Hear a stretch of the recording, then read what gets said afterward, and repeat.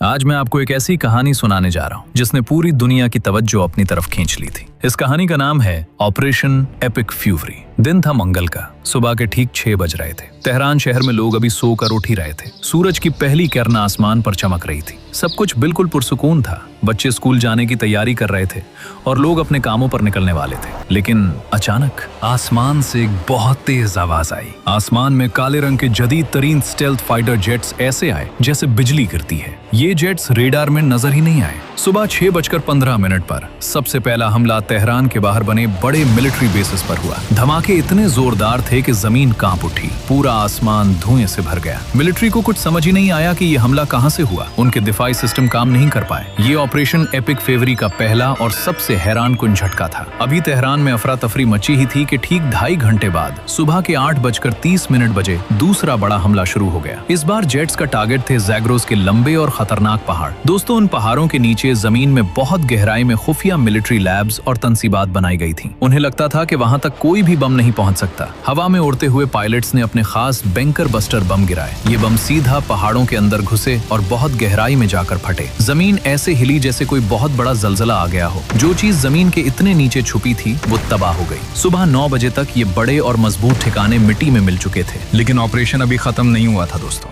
दिन के 11 बज चुके थे। अब बारी थी रेडार्स और मिसाइल सिस्टम्स को खत्म करने की, ताकि कोई जवाबी हमला न हो सके। एक और टीम ने बॉर्डर के पास आकर अपने मिसाइल फायर किए और जितनी भी एंटी एयरक्राफ्ट गन्स थीं उन्हें चुन चुन कर निशाना बनाया गया। दोपहर के 12:30 बजे तक आसमान पूरी तरह से उन हमलावर जेट्स के कंट्रोल में था। नीचे मौजूद रडार अंधे हो चुके थे। दोपहर के 2 बजे तक इस पहले हमले के सारे जेट्स तो बहिफाजत अपने बेस पर वापस लौट आए। लेकिन दोस्तों, कहानी यहाँ खत्म नहीं हुई। ये तो सिर्फ एक शुरुआत थी। ऑपरेशन एपिक फ्यूवरी खत्म नहीं हुआ, बल्कि ये तो अभी भी जारी है। जब तेहरान और उनके मजबूत तरीन पहाड़ों पर इतना बड़ा हमला हुआ तो क्या आपको लगता है कि वो खामोश बैठेंगे? बिल्कुल नहीं। ईरान ने इस बड़े हमले के बाद किस तरह पलट कर वार किया, उनकी जवाबी कार्रवाई कितनी खतरनाक थी और इस जंग ने आगे क्या मोड़ लिया, ये सब हैरानकुन बातें हम आपको बताएंगे इस कहानी के अगले हिस्से में। तो दोस्तों, अगर आप जानना चाहते हैं कि आगे क्या हुआ तो जल्दी से चैनल को सब्सक्राइब करें और वीडियो को लाइक कर दें ताकि आप अगली किस्त मिस न करें। अल्लाह हाफिज।